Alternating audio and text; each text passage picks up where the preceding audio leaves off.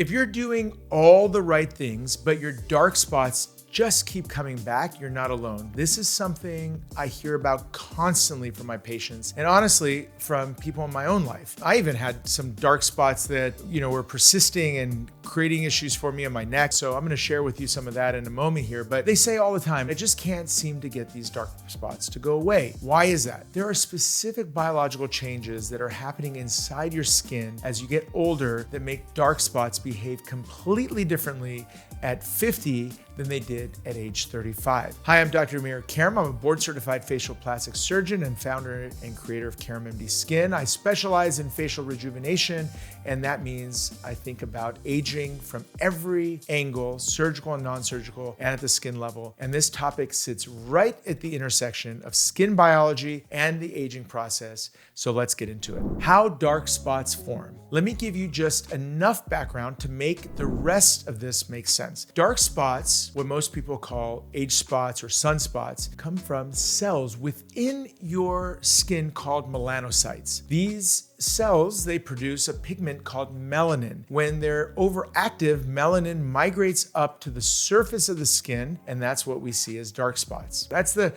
progression or formation of these pigments. Now, most people understand sun exposure is part of this. UV light stimulates those melanocytes. The more cumulative sun exposure you've had over your lifetime, the more the system is activated. And here's the piece that surprises a lot of people. The damage you're seeing in your skin in your 50s may have been set in motion in your 30s and 40s. The skin banks that UV energy over decades. It doesn't all show up at once. That's the fascinating part about all this. But cumulative sun exposure alone doesn't totally explain why sunspots or dark spots accelerate specifically in midlife, or why they become harder to clear as we get older. That's where these two mechanisms come in. All right, so let's talk about mechanism one, melanocyte burnout. The first thing that is happening is your melanocytes, those pigment producing cells, start to burn out with age. Now, you might be thinking, oh, that's great. If they start to burn out, they stop working, problem solved, no more pigment being produced. Problem is that's not what's actually happening. When these cells become dysfunctional with age, they enter what's called a senescent state. Now, senescent state means they've lost their normal function, but they still are active. And what they start doing is releasing inflammatory signals into the surrounding tissues. And research has actually identified senescent melanocytes as one of the main drivers of inflammation in the aging epidermis. And the epidermis is the top layer of the skin, epidermis, then dermis. It stimulates more pigment production, and it accelerates other aging changes in the surrounding skin. So it's not just a cosmetic issue in isolation, it's part of a broader aging story of the face. Its biology has changed. The foundational biology, the physiology has changed here. So this is why treating the spot on the surface doesn't solve the fundamental problem. The source is at the cellular level, and it's why treatments that only remove existing pigments, whether that's a laser or a chemical peel, can give you a great short-term result. Everyone gets excited,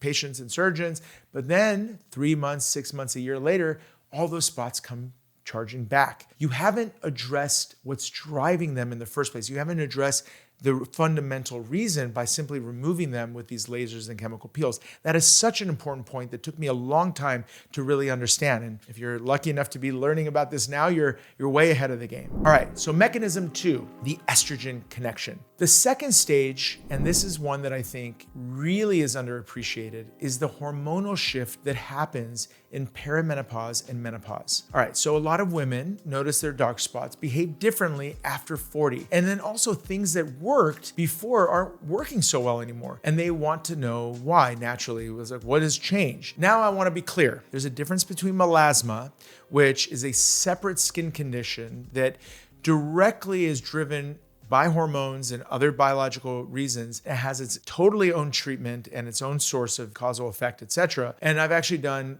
several dedicated videos on this topic, but it's important to understand the difference between melasma and sun damage. But what I'm talking about here is how estrogen decline affects your skin's ability to manage and resolve inflammation, which directly affects how dark spots behave. Estrogen is a key player here, and it plays a protective role in the skin's health. It supports skin thickness, it influences how your skin responds to stress, and it helps regulate inflammatory processes. When estrogen levels drop, which it does starting in the age mid-20s, somewhere around 27, and it slowly drops and then takes an accelerated drop right around perimenopause and menopause, the skin's internal environment becomes more inflammatory overall. Spots that formed are now harder for the body to resolve on its own, because a lot of women are frustrated, and rightfully, when they're investing in expensive treatments and products and not seeing the results stick around. And this was a very important concept that I started to notice. In our office, we're doing lots and lots of lasers and chemical peels, and then the patient comes back shortly after, 6 months later or whatever, and they're kind of back to square one. And that's where this whole concept of needing to do lasers on a regular basis, etc., all that is born from that realization. The removal of them is not permanent. So here's how I think about everything. And again, I've been seeing this consistently over the years, and it's really what led me to want to kind of solve the issues fundamentally so people can have a consistent look. Worst thing is like clear skin, pigmented skin, clear skin, pigmented skin, over a course of a year ongoing. It's just no fun. You want to be able to not have to wear foundation, not wear makeup, and feel really confident about your skin and not wait for new pigment to start to surface again. So I'm going to explain how this is all done. What's interesting is there's a period of my life when I think it was late 40s, somewhere in that range, that all of a sudden I started getting all this pigment forming on my neck, on my cheeks, etc. And I grew up in Southern California, out all the time in the sun, etc. And I've always had very nice skin. I have darker skin, so I always felt like I was a little bit more immune to them. But sure enough, the pigments started to form. And thankfully, it came right around the time that I developed the trifecta, and I was able to actually use it, especially on the neck, which most skincare, you can't use it on your neck. It's insane. 6 to 9 months later, a year later, all that pigment was completely gone. And now it's, years since it's been gone. I'm still in the sun, but I wear sunscreen and I use the trifecta every single day. And it's kept that very discolored pigment off of my neck and off of my face. So it's a very, very important thing to recognize that consistent use of the right things is how you're going to impact these changes. All right, so let's talk about how we can address this problem at the source. Now, you've heard me talk about this before, and I'm going to reiterate this in this specific scenario, but there are certain ingredients that broadly are termed actives that have direct effect on inhibition of the production of melanin at the cellular level, at the level of the melanocytes. Understanding this clearly, the melanocytes produce pigment, use ingredients that are going to basically prevent the production of melanin at the source. That's genius, right? I mean, it's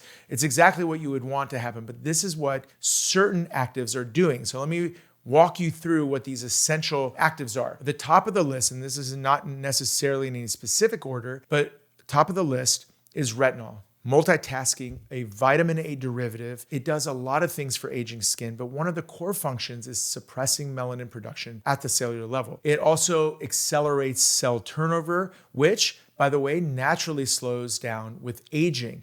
That slowdown is actually another reason why dark pigments linger longer than they used to, and retinol helps restore that process. So very, very important and essential active to include in a solid anti-aging regimen. You've heard me talk about this before. The next is vitamin C, another very important multitasker. It suppresses melanin production, it brightens the skin, it supports collagen, and critically, it also works through different molecular pathway than does retinol. So if retinol works this way, vitamin C is working a different way. So it increases the efficacy of melanin inhibition. When you use them together, you're blocking pigment formation from multiple angles all at once, and that is synergy, is real, and it really matters in terms of getting production. So the two most powerful anti-aging topicals that you can use is retinol and vitamin C. The next one is niacinamide, which is actually vitamin B3. And by the way, these are not things you can take orally. These are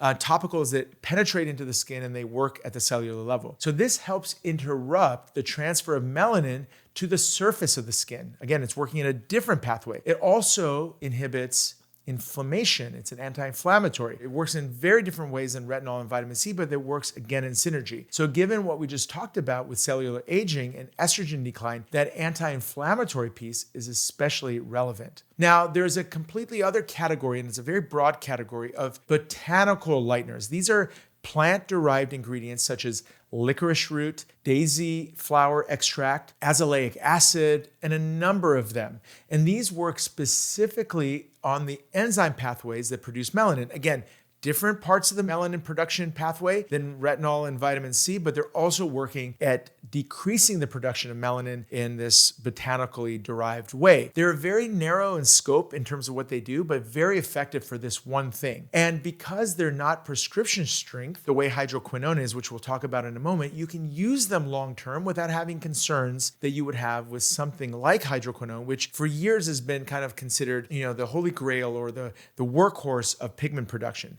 Downside of hydroquinone, which I'm going to discuss here in a moment, is it's very effective, also inhibiting the pathway of the melanin production. The problem is you can only safely use it for 3 to 6 months, and then you have to stop using it because sometimes it can trigger a rebound effect that creates more pigment production, which would be a terrible, consequence. And ultimately, it has to be cycled. So the period of time that it's off, your skin is producing pigment again. So I never really considered it to be a practical or a useful part of the strategy for pigment reduction, because you have to go on and off of it. And that's a really important thing to understand. If you're trying to build a long-term routine, consistency is your absolute friend. And it's extremely important to use things that are well tolerated on your skin that give you that long-term ability. So here's what I want you to take away from this. These ingredients work, but they only work when they're used consistently and cumulatively used. So this is not a one-time fix. This is not like you can just go on these important actives and clear the pigment and then stop using them. This is affecting the biological process. And because of that,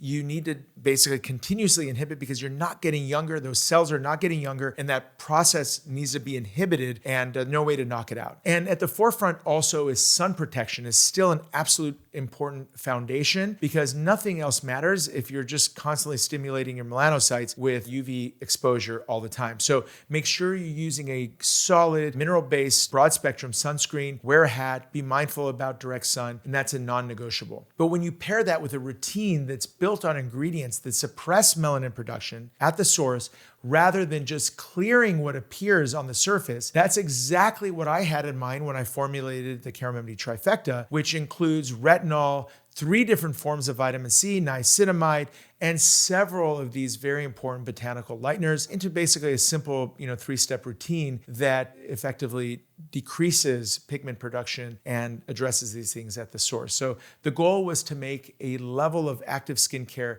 something that people could actually stick with every day by making it simple enough, but also fundamentally based on science, because the science is only as good as you are consistent with it. That's the key, again, for all the reasons we just described. So that puts it into perspective, hopefully. So make sure you check out the link in the description if you want to learn more about these actives and about the Karam MD trifecta. And if you found this useful, please subscribe to the channel. There's lots more content here on facial aging, both skin and surgery, and I think you'll find it super valuable. And if you haven't already, make sure you subscribe to the Karam MD Journal, which is a free resource that's delivered to your inbox. We write it every single week for you. You'll definitely love it. Make sure you drop your questions and comments below. Until next time, Dr. Amir Karam.